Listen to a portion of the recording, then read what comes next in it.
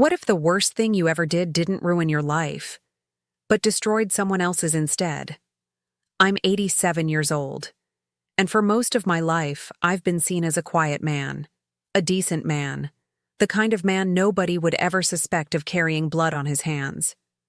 But that's exactly why this confession has stayed buried for so long. Because the truth isn't dramatic at first glance. It's ordinary. And that's what makes it terrifying. I testified against a man I knew was innocent. Not because I hated him. Not because I wanted revenge. But because I was afraid. Afraid of authority. Afraid of consequences. Afraid of what would happen to me if I didn't say what they wanted to hear. Back then, in the late 1950s, truth wasn't what mattered most in a courtroom. Certainty was. Closure was. Someone had to pay, and they needed a voice to seal it. That voice was mine. I was in my 20s, married, trying to survive in a world that didn't reward hesitation. The crime itself shocked the town. Newspapers ran headlines filled with fear and speculation. Police knocked on doors at all hours. When they came to mine, they already knew what they wanted. They didn't ask questions. They guided answers. They repeated names until those names felt inevitable. And when they put that man in front of me, sitting there with his tired eyes and shaking hands, something inside me broke. I remember thinking, just this once. Just say what they need. It will all sort itself out later. Innocent people don't go to prison forever, right? The system fixes its mistakes. That's what I told myself as I raised my hand and swore to tell the truth. And then I didn't. What followed wasn't relief. It was silence. Years of it. A silence that followed me into every room, every family dinner, every quiet night when sleep refused to come. Because while my life moved forward, his stopped. And every birthday I celebrated, every Christmas, every ordinary day, another year was being stolen from a man whose only mistake was trusting that truth mattered more than fear. I watched the world change. Presidents came and went. Wars ended. New scandals replaced old ones. But that lie stayed exactly where it was, waiting. Growing heavier. Because the longer you stay silent, the harder it becomes to speak. And when you finally realize time is running out, you also realize something worse. The truth doesn't erase what's already been done. And before I go any deeper into this confession, I need to pause for a moment. Not because the story loses its weight here, but because what you're hearing isn't just a story. It's a reminder of how fragile truth really is. And how easily a single voice can alter an entire life forever. If you're still listening right now, it means you understand that these kinds of secrets don't belong buried. They matter. They shape history, families, and futures in ways most people never see. If this confession is already making you uncomfortable, that's not an accident. Discomfort is often the first sign that we're facing something real, something human. Something that forces us to ask what we would have done in the same situation. And that's why I want to hear from you. Leave a comment and tell me honestly what you're thinking right now. Would you have spoken up back then, or stayed silent to protect yourself? Your perspective matters more than you might think. If stories like this one help you see the past differently, help you understand how ordinary people become part of extraordinary and sometimes tragic events, then take a second to like this video. It helps these confessions reach others who are drawn to real secrets, unsolved crimes, and truths hidden for decades. And if you don't want to miss the rest of this story, or others like it, make sure you're subscribed. There are things I still haven't said. Things that took 40 years of silence to even admit to myself. It all began on a gray morning that still feels frozen in my memory. The kind of day where nothing seems unusual until you realize later that your life quietly split in two. The crime itself had already happened days earlier, but that was the morning the police decided they needed a name. Not the truth. A name. Someone the town could point at so fear would finally have an address. And somehow, without warning, I became the bridge between suspicion and certainty. They brought me into a small room that smelled like old coffee and cigarettes. No cameras, no lawyers, just men in uniforms speaking calmly, almost kindly, as if they were doing me a favor. They talked about order, about responsibility, about how good people had nothing to fear if they cooperated. At first, they asked harmless questions. Where was I that night? Who did I see? Had I noticed anything strange?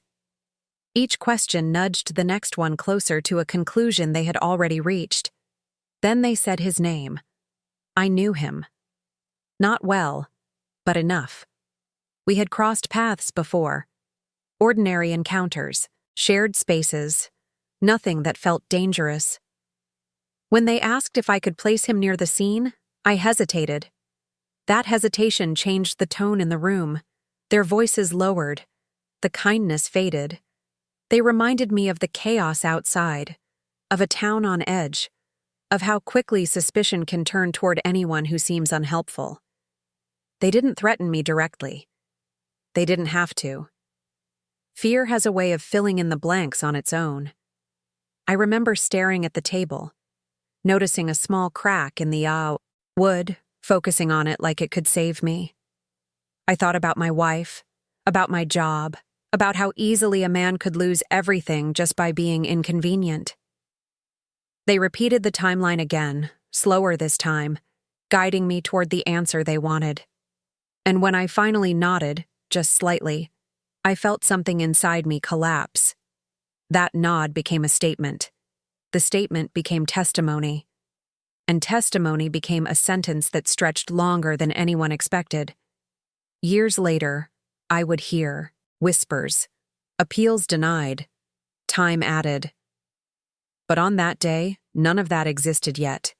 All that existed was relief, a sick, temporary relief that I wasn't the one sitting under the weight of suspicion anymore.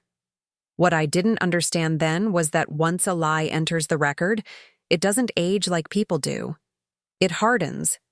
It becomes history.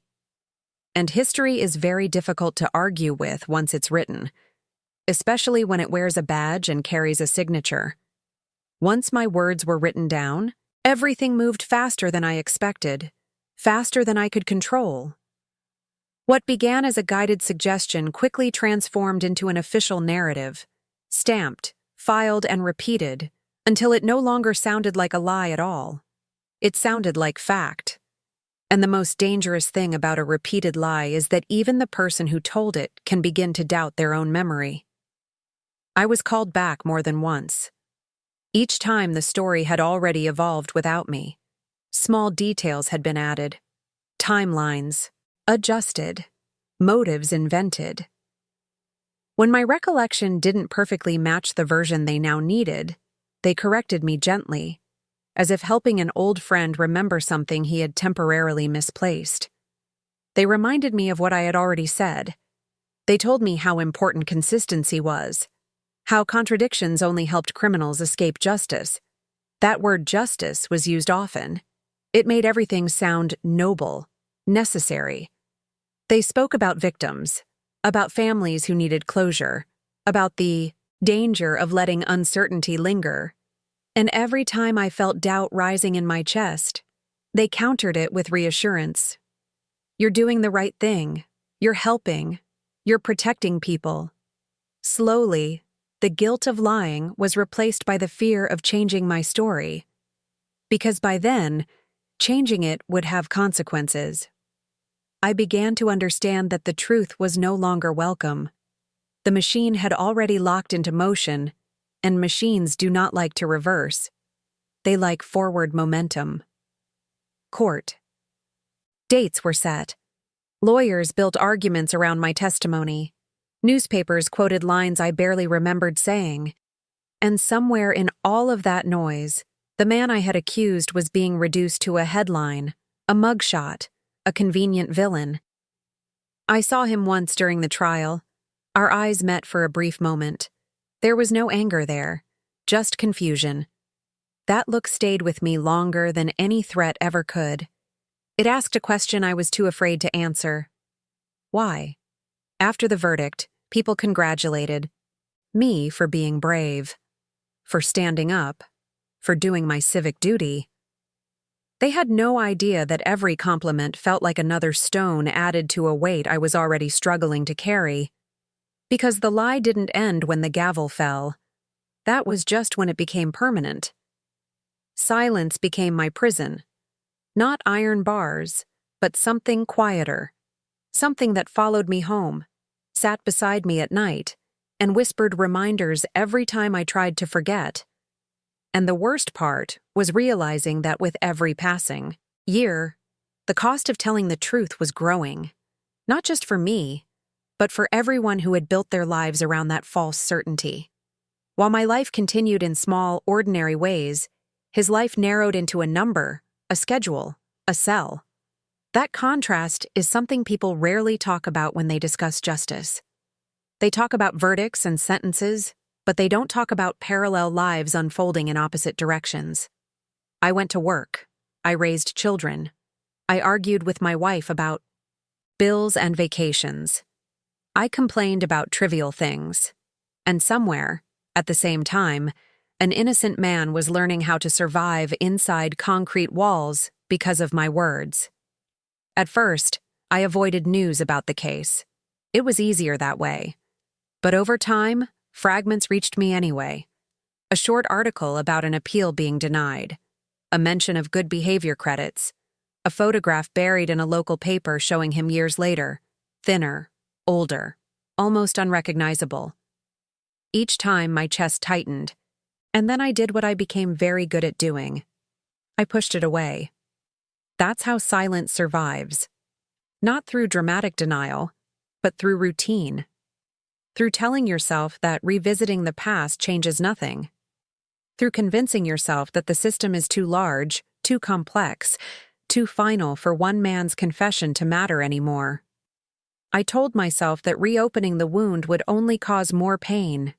For his family, for mine, for everyone who had moved on. But time has a way of exposing the lies we use to survive. Every birthday candle I blew out felt heavier. Every anniversary of the trial passed without acknowledgement, except inside my own head. I started measuring my life not by years, but by how long he had already been inside. 10 years? 20? 30? The numbers became unbearable. What haunted me most was imagining the moments I never saw. Him receiving bad news through prison glass. Him watching other men go free while he stayed. Him aging in a place designed to erase individuality. I wondered if he still remembered my face, if he still replayed that courtroom moment, trying to understand how a stranger's words could outweigh his own truth. People assume guilt fades with time. They're wrong. It sharpens. It matures. It learns patience. And as the decades passed, I began to understand something deeply unsettling. I hadn't just lied once. I was lying every day I remained silent. Every ordinary morning I woke up free was another day I participated in the theft of a life. There was a moment, years later, when the truth came closer to the surface than it ever had before. It didn't arrive dramatically. No police knocking this time. No courtroom. It came quietly, through a folded piece of paper I wasn't meant to keep. A letter. Typed, impersonal, informing me that another appeal had been filed on his behalf. New evidence, they said, a witness recanting. For the first time in decades, the story I had helped lock in place showed a crack. I sat at my kitchen table holding that letter for a long time. My hands were shaking, not from age, but from recognition. This was it. The opening I had told myself I was waiting for. A chance to step forward without being the only voice. If others were questioning the case, maybe my confession wouldn't destroy everything. Maybe it would finally fix something. I even rehearsed the words in my head. I imagined walking into an office, speaking calmly, explaining how fear and pressure had shaped my testimony. I told myself that truth, once spoken, had a way of correcting the past, that justice could still catch up, even late. But then, the other thoughts arrived. Faster, louder. What would happen to my family if my name became public? What would my children think when they learned their father helped put an innocent man in prison? What about the people who praised my testimony all those years ago? The officers, the attorneys, the officials who built their careers on that conviction? I wasn't just confessing to a lie.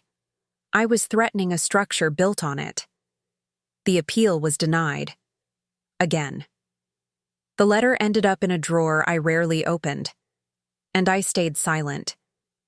Not because I believed the lie anymore, but because silence had become easier than responsibility. That's the part people don't like to hear. Silence feels safe. It feels practical. It lets you wake up the next morning and pretend you're still a good person who just made a mistake long ago. But silence has a cost. Every time I saw a man roughly his age walking freely down the street, I wondered what he would look like if he hadn't lost those years. Every news story about wrongful convictions felt like a personal accusation. And the closer I got to the end of my own life, the more I realized something terrifying.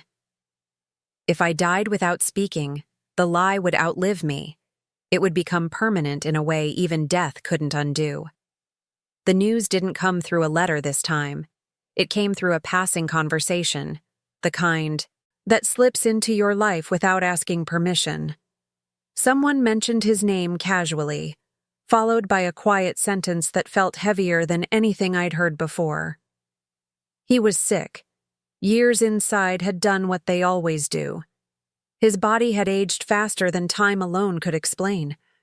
And even worse, there was talk that he might not live long enough to see freedom, even if the system finally admitted it was wrong.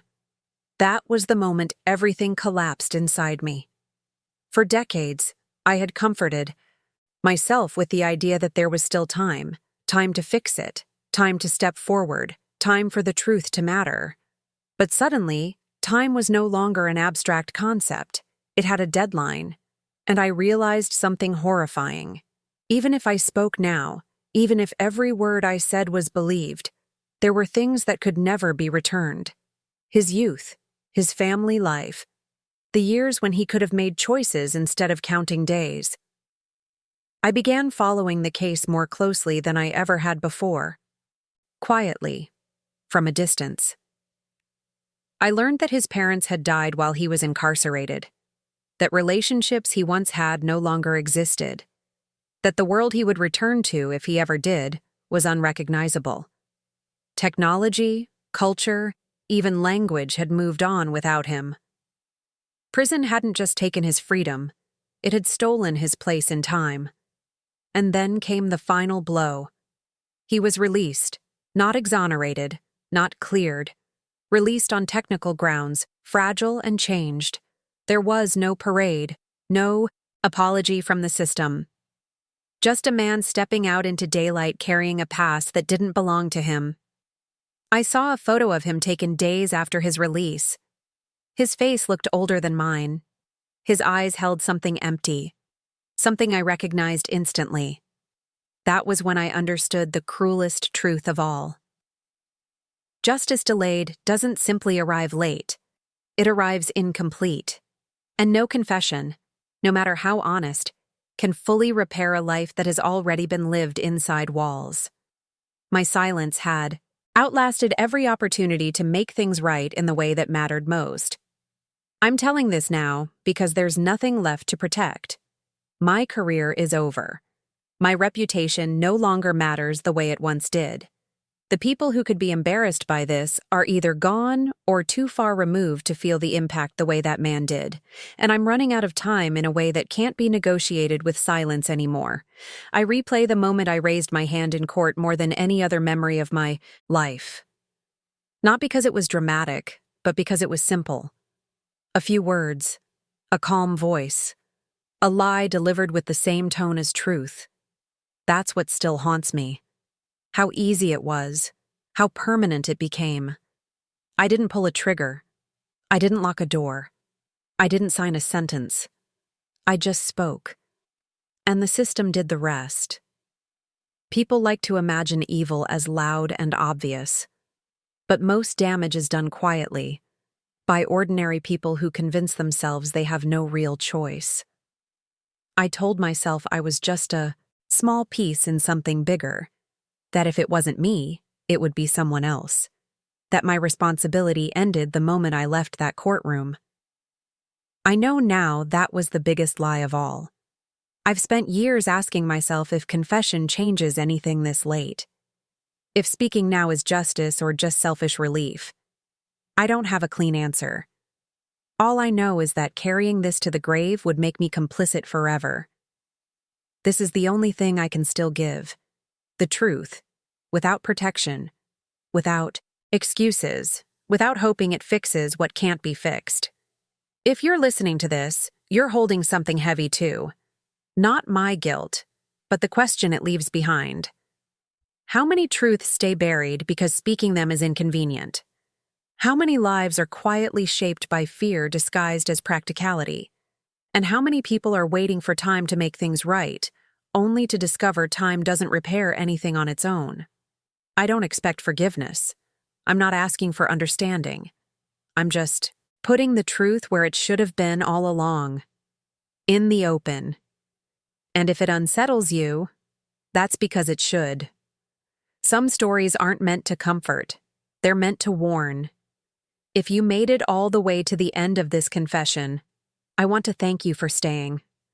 Not everyone is willing to listen when the truth gets uncomfortable, when the story doesn't offer easy answers or clean resolutions.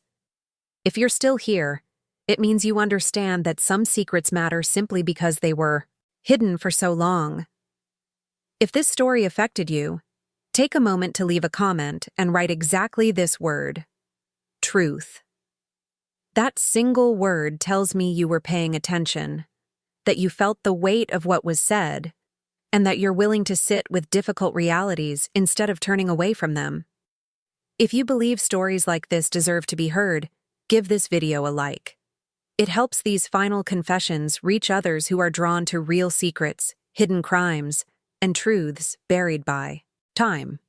And if you don't want to miss future stories like this, stories told in the last moments of a life, secrets finally coming into the light, make sure you subscribe to the channel.